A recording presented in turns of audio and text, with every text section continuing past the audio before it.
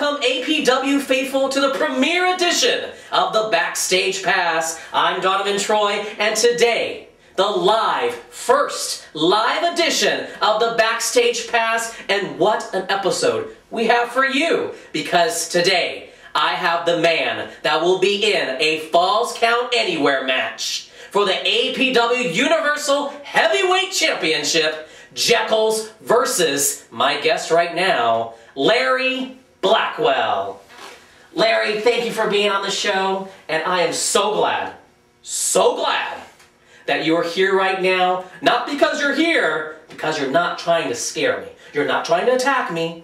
You're definitely not trying to scare me. Let's just give the fans a little quicker. You would always scare me every time you had a match when you were part of the Carnival of Shadows. You would be behind me, I'd turn around and be behind me again. I would have to run behind the referee to guard me because I did not know what you would do. So I am very happy to have you sitting next to me, not a member of the Carnival of Shadows. Well, Donovan, I appreciate you having me on the Backstage Pass. You have to admit it was kind of funny that you would turn tail and run. I mean, we never touched you. All we did was stand behind you because we were listening to what you had to say. Well, you did listen. Okay, I'm glad. I'm glad we are here today. And my first question, one of the questions I've been wanting to ask you ever since you left the Carnival of Shadows, what is your secret? Now, the secret we're trying to get out of you here is that you have lost a tremendous amount of weight since you started back with the Carnival of Shadows about a year ago. You were 399.5 pounds. How much are you weighing now? And can you tell us that secret? My current weight is 274 pounds. The secret really is there is no secret. It's basically diet and exercise. I started working on it, like you said, a year and a half ago. I just decided that my health was the most important thing. It's a lot to do. Basically, it's a natural weight loss versus I'm not using any kind of pills. There's no diet techniques or gimmicks that I'm doing. I basically just decided that I did a little bit of research, found out how many calorie intake that you should take to lose X amount of weight per week, and I just took more off of it just so that I lose more. And I'm not perfect. I don't stick to the diet every day. Some weeks are good, some weeks are bad. Obviously something has worked, a lot of patience. This was not a quick fix. This was not, go on a show like The Biggest Loser and kill yourself and lose, 100 pounds in 6 weeks. I did it just slow, methodically. That's the way I've always done everything in my life. But it's basically just a lot of patience, calorie counting. I mean, every once in a while I still go get, a McDonald's hamburger or something, because I'm just, I'm a fat guy at heart, so it's never going to go away. I like to eat. You just have to, it's about how much. If you're going to go get a Big Mac, you get one, not three. You're going to go get that chicken sandwich, you get one, not three. Maybe you throw away the top bun, and you're still getting enough of it to where it's not, as much as you would, but it's enough satisfying to where you don't go crazy eating the same thing all the time. That's just not, what you enjoy the most. Mm-hmm. So that's pretty much my secret, is that it's just patience, calorie count, a little bit of exercise. I try to get some kind of cardio in, walking or even if I have a day job, that I'm on my feet for 8 hours a day. Even if I do nothing else for the rest of the day, I'm getting something out of it, whether it's go on a machine at the gym for 10 minutes, if I can go longer, I do, swimming, anything. You just have to keep active. If you don't, you're not going to get anything off as far as the weight. That's my secret. So, you've lost a tremendous amount of weight. How has that changed your in-ring style? Because I see you moving in the ring a lot quicker. I see you trying to go to the top rope more often. Has it changed exactly which moves you want to perform? Has it changed the way that you look inside the ring? Could you give us a little bit of that? Well, to be fair, I don't think my in-ring style has changed so much. I mean, you know, I'm a little bit less likely to cheat these days. But as far as my in-ring style, I don't think it's changed. I still think it's you know, a power style, or some people call it more of a strong style. As far as me going up to the top rope, or you know, moving around the ring a little better, yeah, the weight loss has definitely helped in that department. To be fair, years ago I used to go to the top rope all the time at 399.5 pounds. I got away from it because I felt that, you know, as I get older, it's a little bit more risky, and I really didn't need it. You know, probably need a little bit more. You know, let's admit, you know, the splash is not as effective at 274 as it is at 399.5. So I got to put a little bit of height on it so that I can, you know, win the match, or whatever the case may be. But I don't think the style actually has changed. I might have altered things a little bit. The biggest problem, though, with the weight loss, is actually a problem, is that at 399.5 pounds, people don't knock you off your feet very often. When you fall, it hurts a lot less. You know, if somebody goes for a pin, I'm kicking out at 1. It takes a lot more to beat a big guy that's 400 pounds than it does to beat a guy that's 274 pounds. You know, I can remember a match not too long ago where it was a 6-man tag against Sheik Kanabati and the Suburban Commandos. And one of the Suburban Commandos picked me up and body slammed me like I was a feather. You know, that doesn't happen with Larry Blackwell, the mountain from Stone Mountain. And so it's one of those things where it's like I go home at the end of the day a little more beat up, a little more bruised. Even in the 3-on-1 handicap match, you know, even Corvus, you know, he gave me kicks to the face or a kick to the back of the knee, and I went down really easy. It's because, you know, without the extra padding and the extra weight, I become a little bit easier competition, so I have to do something to alter it. So moving a little quicker, more wrestling involved instead of just beating people up and choking. You know, I have to do more. So in a way, yeah, it has changed. Some ways in good, some ways in bad. Okay. So let's now turn to a little bit more serious topic. The Carnival of Shadows. Okay, you were part of that group for a long time. You decimated many superstars here in APW, and you eliminated a lot of them. But let's talk about when and how did you decide that you no longer wanted to be a part of that group, the group that you helped form, from what I understand. Can you give us some backstage pass news on exactly how and when did you decide, Larry Blackwell, to leave the Carnival of Shadows? Well, it may sound odd, but there was issues early on in the beginning. To go a little backstory on how the Carnival actually became, Corvus, I don't know if you remember, Corvus was taken under my wing before the whole Carnival of Shadows started. He was tagging with me. He came to me, wanted to learn from me because he was a rookie. He was trying to better his game. You know, this was even before Young Lions Cup, where he became the Young Lions Cup champion. I believe it was the 3rd Young Lions Cup 3 champion. You know, he was coming to me. I believe we were having tag matches before then. I was with Matthew Theall at the time, and we were working together because he wanted to learn from somebody he felt was a successful veteran, former champion. And so I took him under my wing because I thought the kid had a lot of potential. During that time, he approached me. You know, our win-loss record as a team wasn't all that great. And, you know, he approached me and said that, you know, I've had this vision, and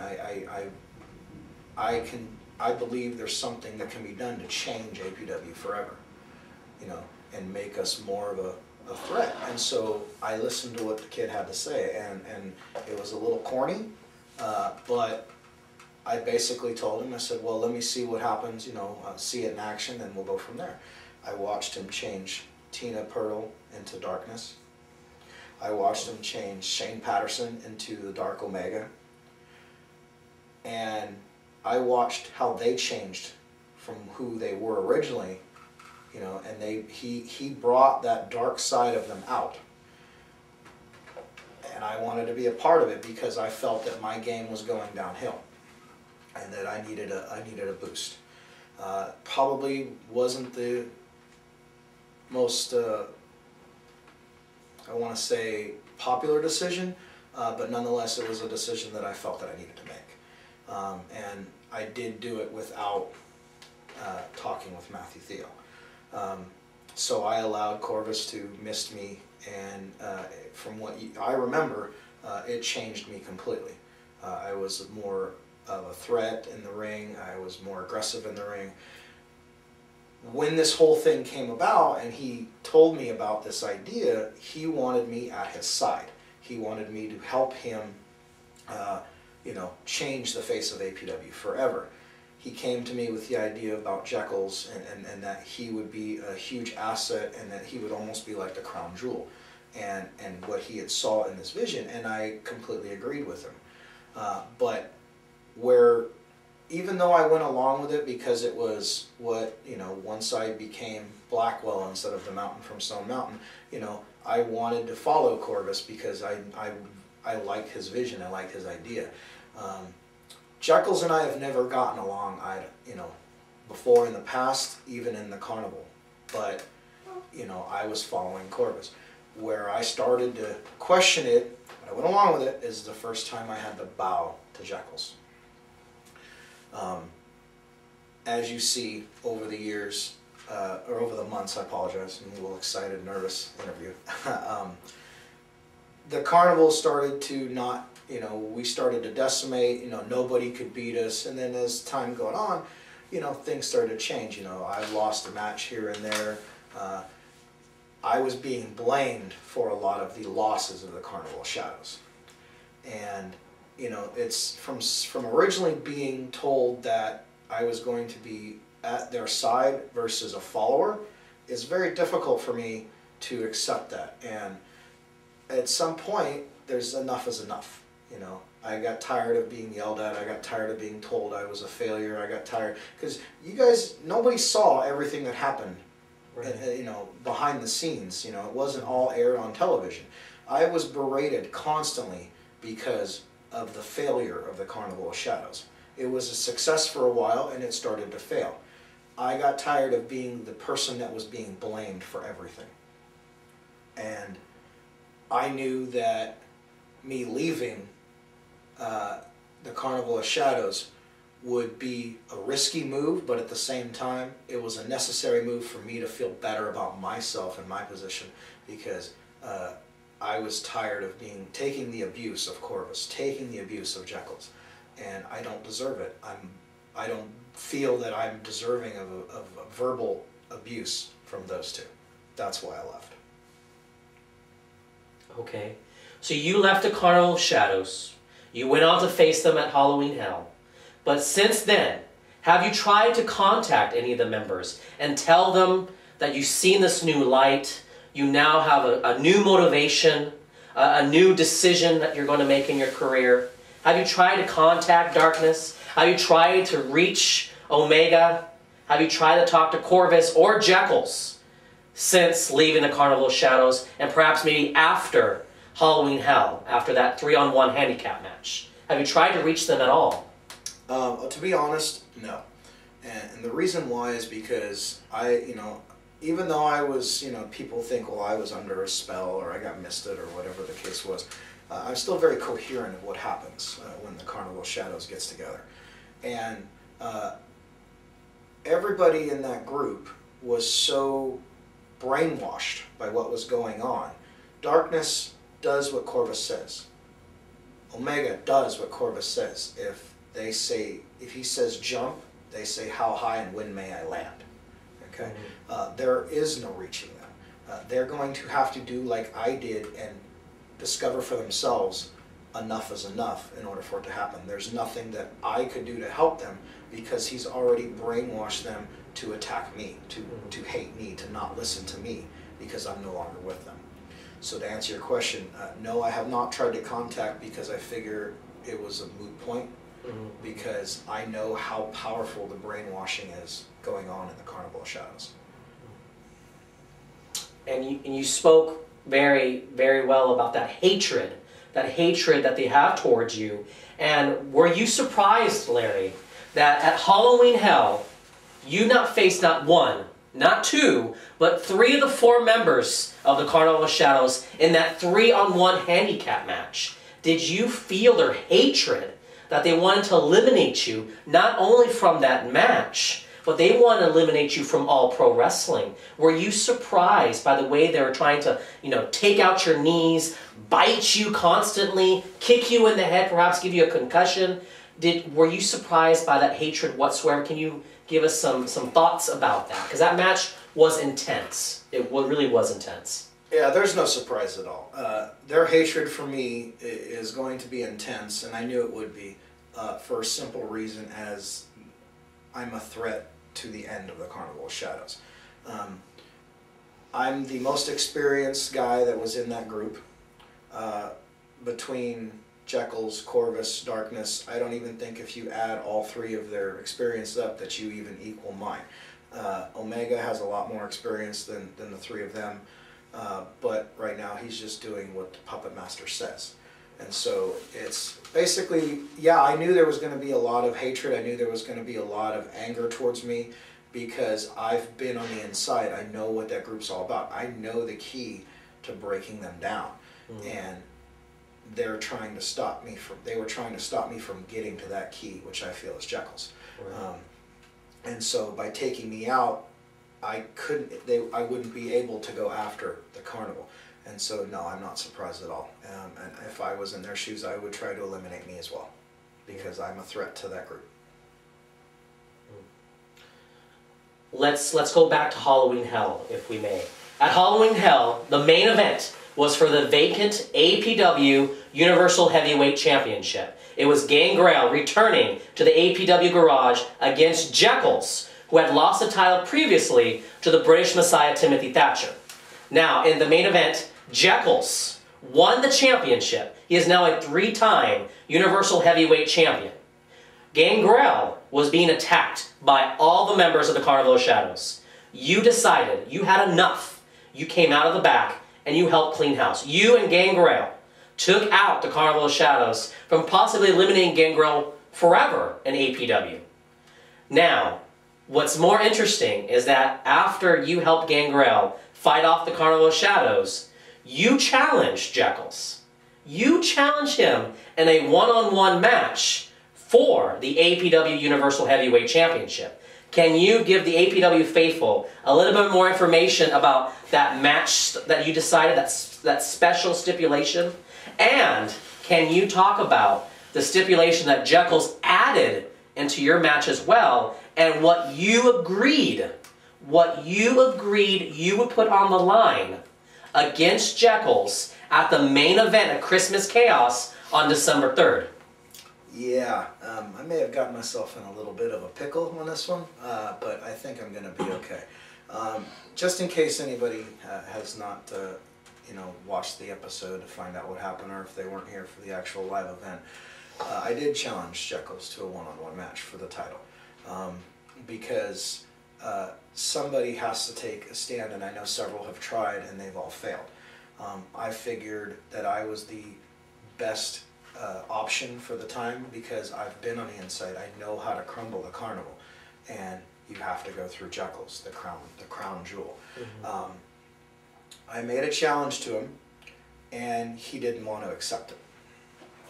For whatever reason, my guess is that he was afraid. It seems that he's been a little afraid of losing that belt on more than one occasion. He gave up. He tapped out Timothy Thatcher. He lost it himself. He didn't lose it because somebody beat him and knocked him out. Mm-hmm. He gave up the belt. Right. And he only has the belt because of a technicality. He doesn't deserve to have it, but that's besides the point. Mm-hmm. So I did challenge him to the match, and he actually declined the match. He didn't want to do it. Right. It was the little puppet master that whispered in his ear, and this the thought came across their mind is that, well, that if I want a shot, then I need to put something up as well. Right. And apparently all I had to offer them was my career as a pro wrestler. Mm-hmm. So, in exchange for a shot at the title, I have to put my career as a pro wrestler on the line, and that's basically what the scene was. I accepted the match for several reasons. One is because I'm very confident that I can win the match. I do believe Jeckles is vulnerable. I don't think he's indestructible.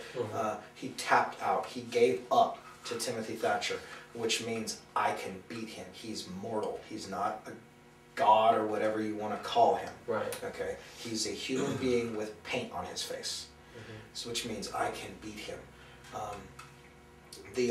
I added some other things to it as far as the match, because we all know pro wrestling has some technicalities. They're called disqualifications, they're called countouts, and if I don't win the belt, if I lose the match, my career as a pro wrestler is over.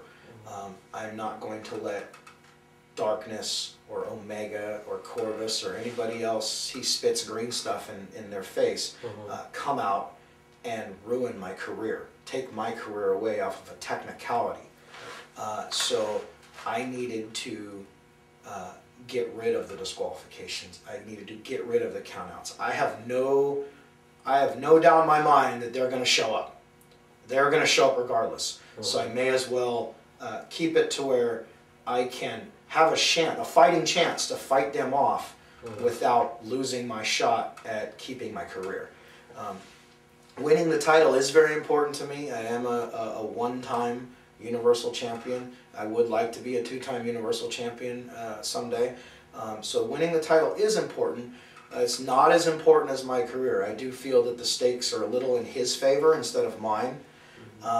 But the biggest reason why I took it is because, you know, I've already defeated 3 of them in a handicap match. So now, technically, you would say I'm in a 4-on-1 handicap match coming into Christmas Chaos. However, that is incorrect. It's only physically. Mentally and emotionally, it's 4 of them versus the hardcore 100 of the APW Garage and myself. The fans are at my side. They're behind me. They give me strength to do battle. And I know that with them behind me, it doesn't matter how many members of Carnival of Shadows has. I'm very confident that I can not only win the Universal title, but I will keep my career as a professional wrestler intact after Christmas Chaos. Let's look back at your career, because you had 13 years, if I'm correct? 2000, December 30th, 2000 was my debut, so that would make it, I'm at the end of 11 years. So 11 years. You're one of the first men in APW history to hold both the Universal Heavyweight Championship and the Worldwide Internet Championship, right? At the same time, correct. That's correct. Now, you've done lots of things in APW. Do you have any regrets of the choices you've made, the people you were with, the matches you've taken? Do you have any regrets looking back at your career thus far that you could give the APW faithful a little description of that?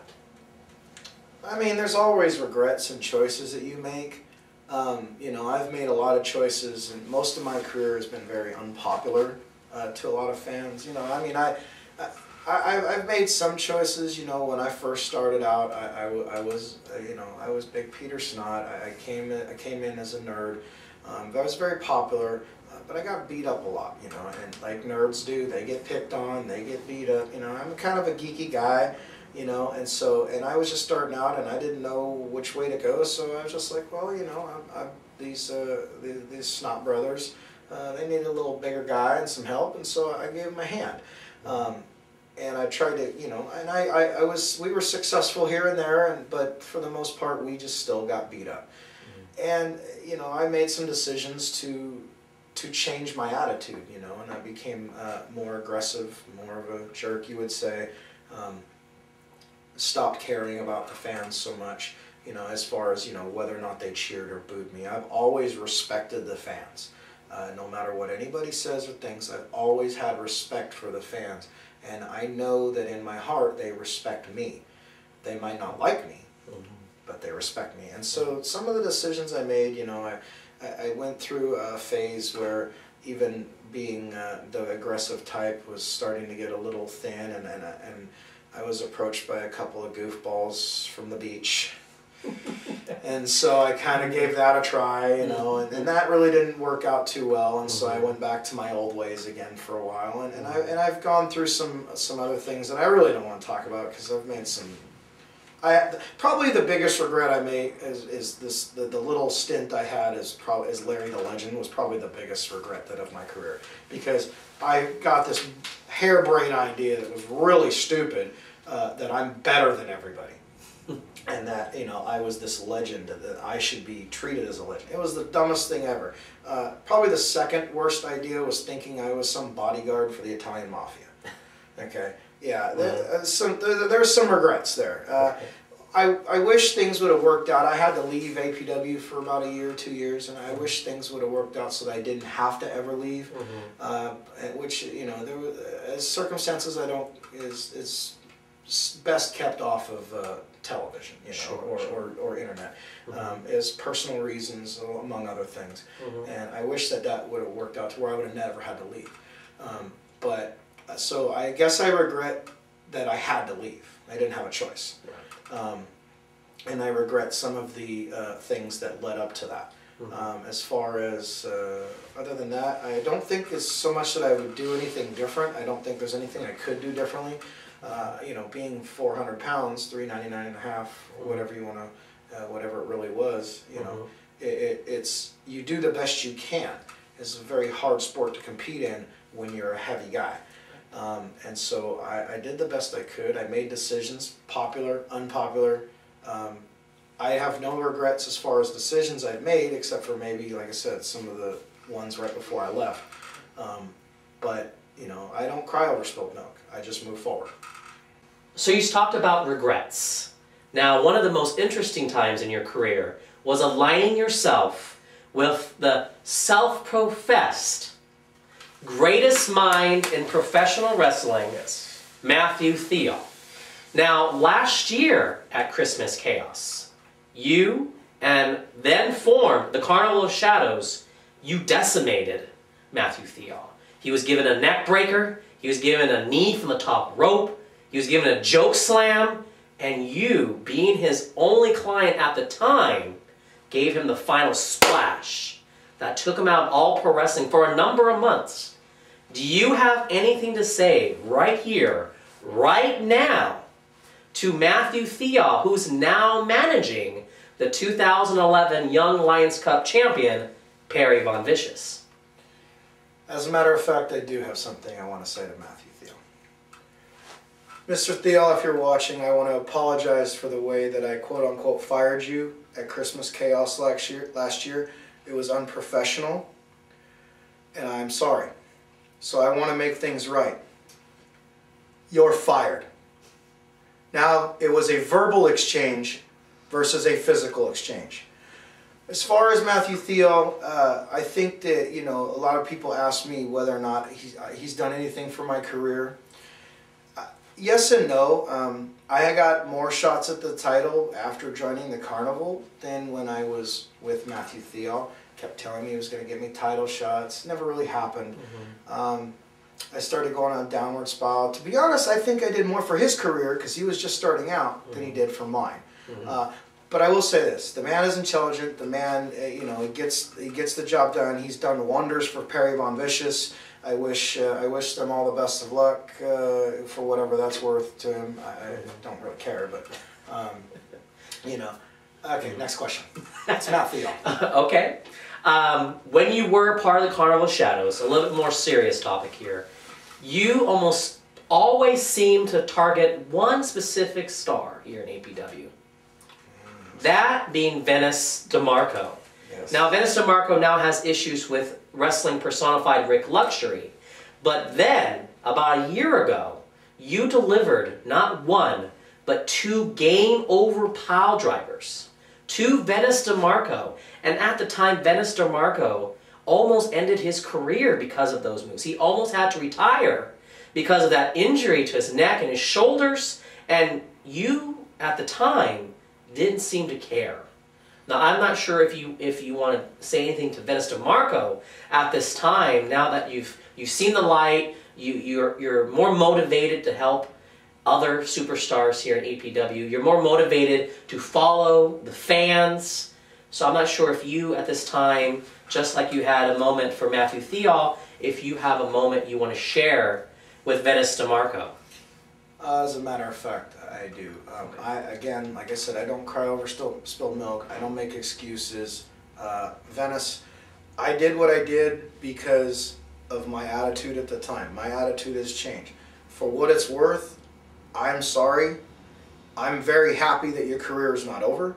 I'm very happy that the neck injury you healed from it. I'm probably sure it's not 100%, but it's enough to where doctors have cleared you. I am sorry for what it's worth. At the time that I did it, of course, I did intend to end your career. It was a different attitude. I'm not going to make excuses. You probably will hate me for the rest of your life, and I understand it. But there is still mutual respect here, and I do apologize for what it's worth. I hope he's listening, because I think that might help him move on after those like horrible injuries that kept him off of APW TV for such a long time. But let's turn around back to the fans. The APW faithful. They come here, they leave here, and they enjoy the product we produce. They're on Twitter, they're on Facebook, they're on our website, allprowrestling.net, and you now have a gathering of great support from the APW faithful. They're now chanting your name before and after your matches here at APW. Do you have anything to share with them now that you're heading into Christmas chaos? And more importantly, do you have anything to say to them if this Christmas chaos is indeed your last match? I do. APW faithful, whether you've hated me, liked me, despised me, loved me, whatever the case is, I know in my heart that you've respected what I do in this ring. And you know that I still respect you. I'm more than appreciative that you're behind me 100% going against Jeckles. I would have it no other way. The fans at APW are why we're here, Donovan. I do this every day for the fans, whether they like me or not. If it wasn't for the fans, there would be no APW. And so I've always had that respect. Sometimes I don't really care what they have to say. Sometimes they don't say something nice. I understand that. A lot of it is because of my attitude. And, you know, attitudes change. And my attitude has changed. And I apologize for any fan that thinks I was a scumbag. I'm doing my best to not be a scumbag. And I will. I know the fans have my back going into Christmas chaos. And lastly, I think this perhaps is the most serious question of the night. A question I really want you to think about. And I'm sure you've been thinking about it ever since Halloween Hell. Do you have any second thoughts? Any last words that you want to let Jeckles know, the current APW Universal Heavyweight Champion, know going into Christmas chaos? Do you have any second thoughts about accepting this challenge that could possibly end your near 12-year career with All Pro Wrestling, and not only that, but end your professional career as a wrestler in this state? Do you have any second thoughts? This is your chance. Second thoughts go through my head every day. You know, why are you putting your career on the line? It's just a belt. It's just a piece of leather with some gold on it. It's not worth your career. But it really isn't just that. It's the reason why I've done it is because it's APW. They're trying to destroy my home. APW is my home. They're trying to destroy what I've helped build and I've been in part of for, nearly 12 years, as you've said. I've done so much. I've, broke my back, gotten beat up for this company. Jeckles wants to destroy it. I I have no regrets in taking a match because my career is not as big as APW. And I want to do my part to fight for APW. Jeckles, if you're watching this, I want you to understand one thing. Christmas Chaos, you and I are going to kill each other. We're going to fight all over this arena, outside, upstairs, it doesn't matter.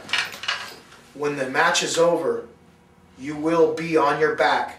I will be the Universal Heavyweight Champion, and my career will still be intact. You better be ready, and if you got to bring the Carnival, fine, bring the Carnival. I'll deal with them myself. Thank you, APW faithful, and thank you, Larry Blackwell, for joining us at the first premiere edition of the Backstage Pass, and make sure to join us live at the historic APW Garage for Christmas Chaos, Saturday, December 3rd, right here in Hayward, California. And the main event, one more time, a Falls Count Anywhere match for the APW Universal Heavyweight Championship as Jeckles defends the title against my guest, Larry Blackwell. And for more information, make sure to log on to our website, www.allprowrestling.net.